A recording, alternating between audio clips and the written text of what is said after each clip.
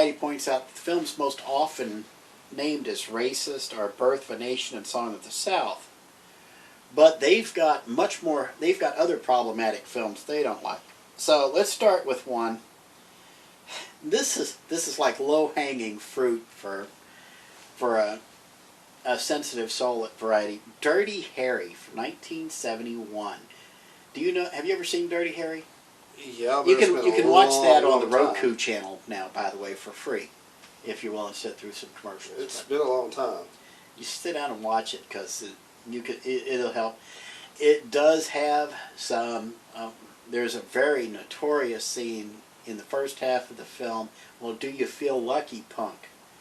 That gets replayed later in the film and is far more satisfying the second time, especially for a modern audience. But Dirty Harry. Here's the way Variety calls it. Okay, so Dirty Harry is Lieutenant Harry Callahan. He's in the San Francisco Police Department. He follows his instinct, not the law. Because he's a cop. He's a cop, okay? But he's a cop who doesn't follow the rules. This is a quote from Variety.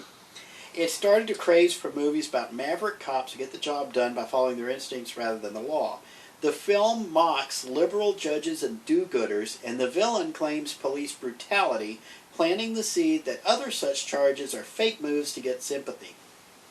So there goes Death Wish, there goes Lethal Weapon, there goes RoboCop. There goes Die Hard. There's Die Hard. There's got pretty much every cop movie ever made. A lot of cop movies in the 70s and 80s owe everything, and the 90s and beyond, where they that don't matter, play by the rules. A huge debt to Dirty Harry. But they claim that this is worthy of a trigger warning. Forrest Gump, 1994, okay? Now, Variety, this is how Variety does Fair and Balanced, okay? You listen. Oh, yeah, Fox News is notorious for their fair and balanced shtick, but here's fair and balanced for you, lad. Forrest Gump was made by intelligent people, won 6 Oscars, and is beloved by many. While the film is condescending to anyone with a disability. Oh. Do you know how it's condescending to people with disabilities? There's 2. Forrest and Bubba? Yes. Lieutenant Dan and Forrest. Oh, Lieutenant Dan. Because Forrest has a bit of a developmental disability, and Lieutenant Dan had his legs blown off. And he struggles with his wheelchair at first, and so that's got to stop. While the film is condescending to anyone with a disability, Vietnam vets, and people with AIDS, among others, it's actually hostile to protesters, activists, and the counterculture. Understand, if you disagree with the counterculture now, you are being violent against them. They are accusing you of violence. As a bonus, lovable title character Nathan Bedford Forrest was named after his grandfather, the first Grand Wizard of the Ku Klux Klan, Nathan Bedford Forrest. So Forrest Gump was named after Nate Forrest, who was the first Grand Wizard of the Klan, which was actually a point in the original movie. Forrest Gump is not a hero. He is steeped in all this stuff, but because he doesn't care about it, he's able to overcome it. But we can't see that because we got trigger warnings that don't let us see the deeper meanings. Now, Indiana Jones, the Temple of Doom. You can pretty much imagine what that one's about, right?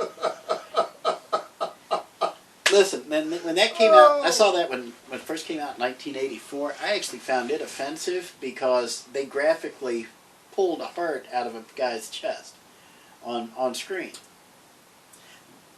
Remember, Indiana Jones, the Temple of Doom is the reason we have a PG-13 rating now.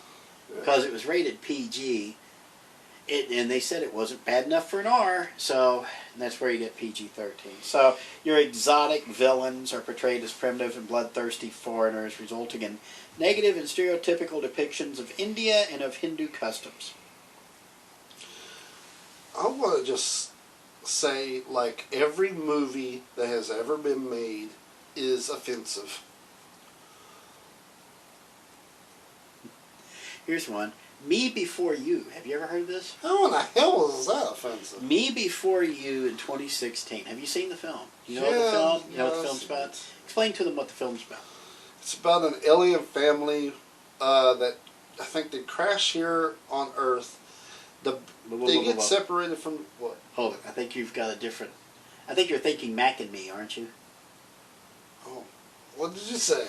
Me Before You. This is from 2016. Let me just explain what this is. Oh, okay. This is about a That's guy. the one with Emily Clark.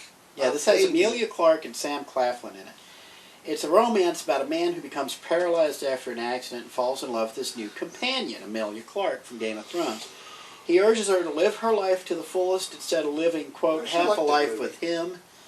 And so he kills himself, presenting the idea that suicide is better than life with a disability. Missed the point, boys. Missed the point. Missed the point. Anyway, I like that movie. That was actually a pretty good movie. But you see, you focus on the minutia and you miss the message. That's what these trigger warnings do. Moving on, you're going to love this one. Once Upon a Time in Hollywood. Oh boy. Quentin Tarantino is adored by cinephiles and stars Leonardo DiCaprio and Brad Pitt are charismatic and talented, so it's easy to overlook the film's regressive messages. It's about two middle-aged white guys who long for the old days in Hollywood. In other words, MHGA, Make Hollywood Great Again. The film is set in 1969 when some Americans felt the status quo was being threatened by minorities, hippies, and newly liberated women. From the controversial depiction of Bruce Lee, one of Hollywood's rare Asian stars, to the fact that black people seem non-existent and the Mexicans, as they're called in the film, are car valets or waitresses, Tarantino's film seems to have several blind spots, and Charles Manson's white supremacist agenda is ignored. Because Quentin Tarantino is just such a racist. And I just want to say, he does all those things in the movie, except he does actually do point out the whole, white supremacist thing. He does point that out, so I don't know why they get... Because you're so focused on the minutia, you miss the point. But the thing is that... I'll let you finish. Look, hold on. Once Upon a Time in Hollywood, I have not seen the film. I'll ask you, did things turn out well for the two white guys? Yeah, they lived. They lived? But then again, you can say that about every movie character that you have mentioned so far. That's the thing. They've all turned out just fine. Yeah. But the guy in the wheelchair, though, he did not want to be saved. And they tried everything in the world to save him, but he wanted to just end it. Now, here's another one. I'm going to see if you know this movie. Okay?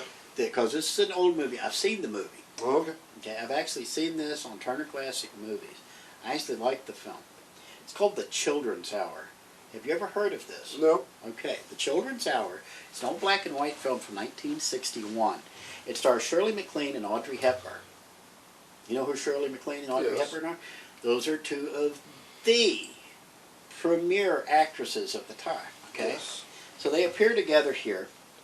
Based on a play by liberal activist, liberal for 1961, Lillian Hellman. This drama tackled a once taboo subject. Okay? Let me explain the plot to you real quick. Okay? Two teachers are horrified when a bratty student accuses them of being lesbians. Okay. Okay? Eventually, one of the teachers weepingly confesses that she does have lesbian feelings and then does something that's presented as inevitable. She kills herself. The film set the tone for depictions of LGBT people for decades, showing them as self-loathing, pitiable, and perverted.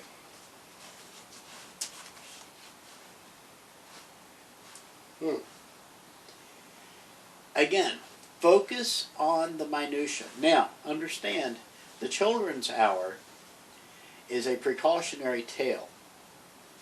The fact that they focused on the accusation of lesbianism and the fact that one of them expressed she did have feelings for the other one, they focused on that and not the negative portrayal of a child's accusation of sexual things, because this is an all-girls school.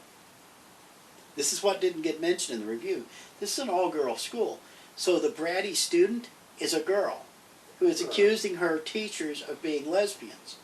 At the time, in 1961, everybody assumed that if you were sexually a sexual pervert in one way, you were a sexual pervert in other ways.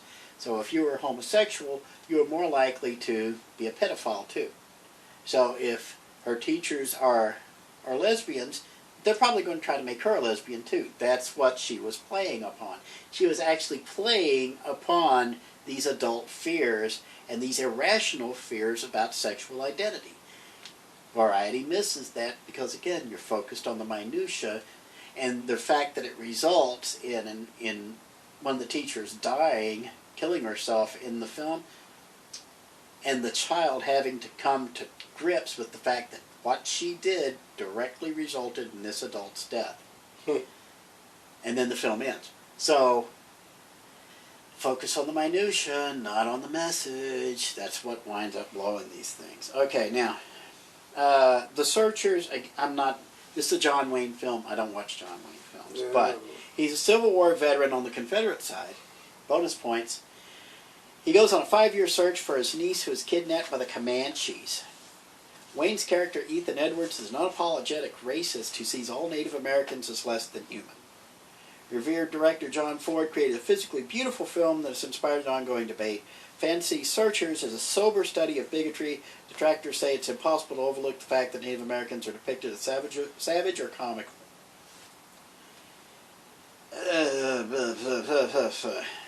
Like I said, I haven't watched this film. I haven't seen any John Wayne films, honestly. The only John Wayne anything I've ever seen was the anti-smoking PSA that he did in 1980 before he died from lung cancer. So I cannot comment on this, but have you seen this film? No, I've not. But isn't there a movie where John Wayne actually played a different race? Probably, and it sounds familiar, but I can't place it. I'm pretty sure I've heard that. Now that is one of those Hollywood traditions, because the guys in charge of these Hollywood studios and these Hollywood directors and these Hollywood producers and all these Hollywood guys were white guys. Yes. And they felt more comfortable working with white guys. That's how you get Peter Sellers playing so many Asian roles. That makes people... And honestly, those are the type of movies that honestly you should actually be bitching about. Just saying. I mean, yes, you can bitch about it now, but are you going to give an Asian person a role in a movie? Yeah. Are you? If it was... So what the fuck are you going to do? Anyway. But the point is, that Asians still have a long way to go in Hollywood. And as much progress as black people have made, Mexicans, and then Asians, and let's face it, the Hindus are way far behind. They're so far behind, they're on the other side of the planet in Bollywood, trying to make their own ways, because they know they can't wait for white guys to pay attention to them, so they're going their own ways. So, Silence of the Lambs. Now this one, I've seen Silence of the Lambs about 15, 20 times. No. Now, Variety points out that Psycho back in 1960 first approached the idea of a cross-dressing killer. Okay? Oh. Norman Bates was a cross-dresser. Today he would be considered probably a plus as a cross-dresser. He was a straight cross-dresser. Okay? He didn't like men, he liked women. But he was so sexually attracted to women, when he would see one, Norman Bates was so sexually attracted to women, he was actually attracted to his own mother, killed her and her lover, and then masquerades as her whenever he feels sexual attraction to a woman. We have no idea how many people Norman Bates actually killed. We know of 3. The mom, the lover, and Vivian Leigh. So,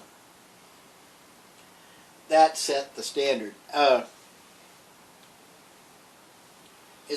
Variety points out that cross-dressing killer has been used frequently through the years, often with a surprise twist ending. I think it was Buffalo Bill, right? Buffalo Bill is the problematic one here. Just a lotion on the skin.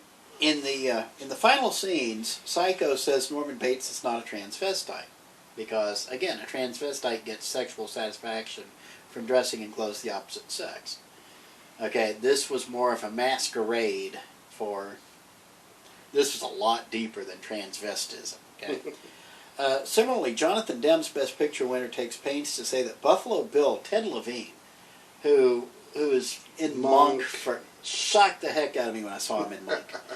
To be honest, it took a season and a half before I made the connection. I was like, oh my God, that's he's Buffalo one of those. Bill. He's one of those you can't miss because he has that damn voice that is like, it's like, dude, I know who that is. So anyway, Variety points out that Buffalo Bill is not trans, but audiences remember the women's makeup, his little poodle, and the fact that he tucks his male genitals away to look female. Viewers remember the line about fava beans, but it's doubtful they remember the clarification about Buffalo Bill. Bull. Horse hockey. Buffalo. BS. People who watch procedurals and thrillers like this are paying attention, insane attention to every detail. They have been trained by Hollywood over the years. If you're watching a thriller, you better look for those little details because if you're going to make sense of the final product, you've got to know these things. What were you going to say? I just said, his famous line, put the lotion on the skin or else you get the hose again. It's like, nobody's forgot about that. Everybody knows who. I even knew the character's name, and I haven't seen that movie since the 90s, what I have to say. But I even knew the guy's name because it stands out. Yeah, you know the character. The story stands out, but again, you focus on the minutia, you miss the message. Holiday Inn from 1942. Bing Crosby and Fred Astaire. I'm just going to gloss over this because this one they actually have a point. The one problem in Holiday Inn, and this has nothing to do with the hotel chain, that came after. Holiday Inn is based around a hotel that's only open for holidays. Okay? President's Day. And I still don't know where in the hell they got this. President's Day, Bing Crosby dresses in blackface and sings the song Abraham to celebrate Abe Lincoln. That gets cut out of pretty much every print that's done today. And you know what? I have no problem with that at all. Yeah. Because blackface, 9,999 times out of 10,000 adds nothing to the message. It's just blatantly offensive. I dig it. Cut it out. Move on. I gotta say this, okay? It's probably not on there, but Mary Poppins. Apparently, Dick Van Dyke is getting some hate because of so-called blackface, because he had soot on his face. You focus on the minutia over the message. I was like, oh and my goodness. Here's the thing. Dick Van Dyke, old as the hills, okay? Dick Van Dyke will still put you in your place, sucker, because Dick Van Dyke is still sharp as a whip, okay? Still razor sharp in the wit. He'll take you down, sucker, okay? S-U-C-K-A. See, I didn't even get to read all that because I just saw that tagline and I was just like, oh, no. It's like somebody else's gripe. Yes. Now, last one here. We'll do this and we'll wrap the video, okay? Last one is True Lies from 1994 with Arnold Schwarzenegger and Jamie Lee Curtis.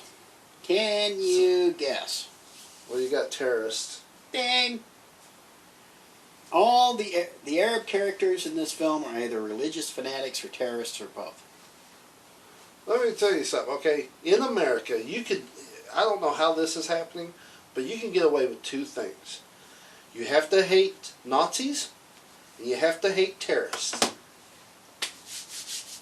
Because that's in every movie. But you can only go so far with Nazis. But I'm going to say something incredibly offensive. Okay, somebody's going to take incredible offense to this. You ready? Oh boy. Okay. Now I've already mentioned the Paisley pillowcases for the Karens and all the white guys who are acting but holier than thou. How about brown shirts for Black Lives Matter, especially for the Antifa jerks? You know what the reference means? Brown shirts. Brown shirts were the thugs who used to run around before World War II, before the Nazis took power. They were the thugs that went around and beat up their political opponents, and they beat up anybody who would speak up against the Nazis, so that the Nazis could actually take power. And then when they took power, the Nazis finished their end goal, and they killed all the brown shirts because they didn't need all those thugs and bullies running around causing trouble for them. I did not know that one. Antifa, I'm about to start a GoFundMe page to buy brown shirts for Antifa and paisley pillowcases for the Carrots. By golly, I'm this close to doing it on this close. But anyway, a rather heavy week for SNCS. But you got any last things you want to say before we throw this one away? Stop bitching. Stop feeding them. I'll see your stop bitching, and I'll raise you a quit your bitching. Quit your bitching. I like this better. He said until it better. I'm a poet and didn't know it. But anyway, so until next time, guys, will you please be nice to each other? Yes, give out hugs. Hugs. Don't touch me. I'll pump you in the face. Unless they don't want to be touched. Unless they don't want to be touched. Until next time, I'm Spike. No, don't touch me there. That's Chris. He'll never take his thing.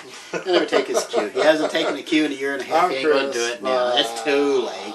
See you all down the road. Be nice to each other, for crying out loud. Be human once in a while, you jackwagons.